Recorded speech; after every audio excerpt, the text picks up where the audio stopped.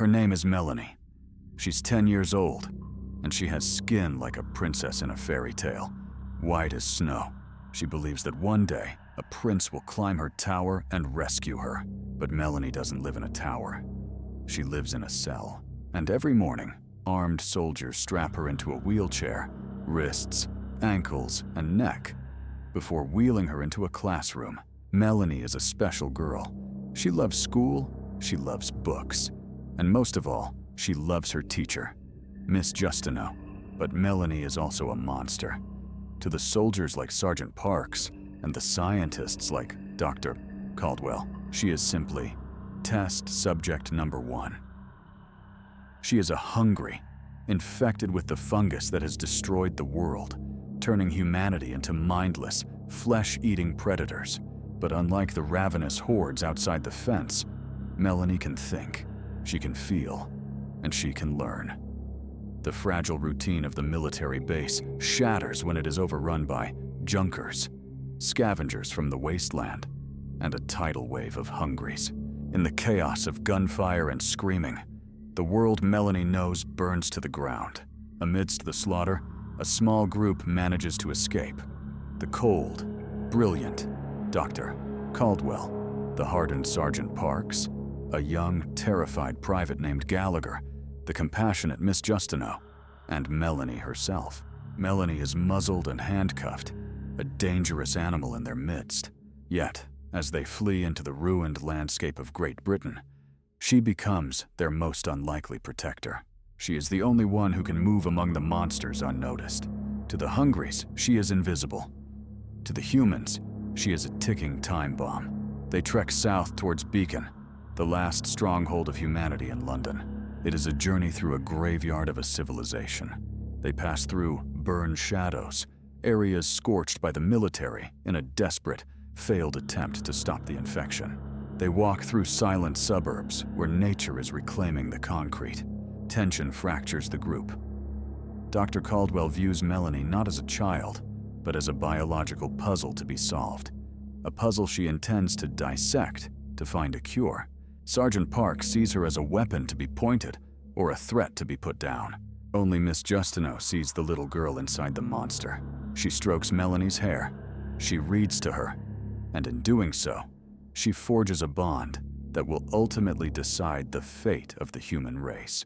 As their supplies dwindle and their chemical E-blockers, the gel that hides their human scent, run out, the danger escalates. They are hunted not just by the mindless dead, but by the silence of a dying world. Young Private Gallagher, paralyzed by fear and confusion, is eventually separated from the group and falls victim to a trap set by feral, hungry children. A chilling reminder that the world has evolved into something new and terrifying. In the heart of London, they find a miracle, a mobile laboratory vehicle named Rosalind Franklin, or Rosie. It's a tank-like fortress, a relic from the days when science still thought it could win the war. Inside, there is safety, but there are also answers. Dr. Caldwell, dying of sepsis from a wound, uses her final hours to study Melanie. She realizes the terrifying truth. The second-generation hungries like Melanie aren't a mistake. They are a symbiosis. The fungus and the human host have learned to live together. They are stronger, smarter, and more resilient than the old humans ever were. But outside, a massive wall of gray matter blocks the sky. It is a forest of fungal towers, gigantic seed pods waiting to open. Dr. Caldwell explains that if these pods burst, they will release enough airborne spores to infect every remaining human on Earth. It would be the end of the species. The climax arrives in a storm of violence. Feral children, wild and lethal, attack the mobile lab. Dr. Caldwell, desperate to complete her work, tries to drag Melanie onto the operating table, convinced that dissecting her brain is the only way to synthesize a vaccine. Melanie breaks free. She confronts the dying scientist and demands the truth. She learns that there is no cure for her kind, and that the old world is never coming back. She realizes that as long as the humans survive, they will hunt children like her. They will cut them up and throw them into pits. Melanie walks out into the gray twilight. She stands before the towering wall of seed pods. She remembers a lesson from Miss Justineau about the Amazon rainforest, how some seeds only open with fire. She understands now. The world isn't ending, it's changing. And she has to be the one to turn the page. Melanie sets the fungal wall on fire. As the flames rise, the heat triggers the pods. They burst, releasing a cloud of spores that fills the air like gray snow. It is the death knell for humanity. Sergeant Parks, bitten and dying, watches the spores fall. He knows it's over. In a final moment of understanding, he asks Melanie to shoot him before he turns into a monster. She grants him this mercy. Dr. Caldwell dies alone in the lab, her research unfinished. Only Miss Justineau survives. She is sealed inside the airtight mobile lab, safe from the deadly air outside. But she is a prisoner now, a relic of a dead species in a fishbowl.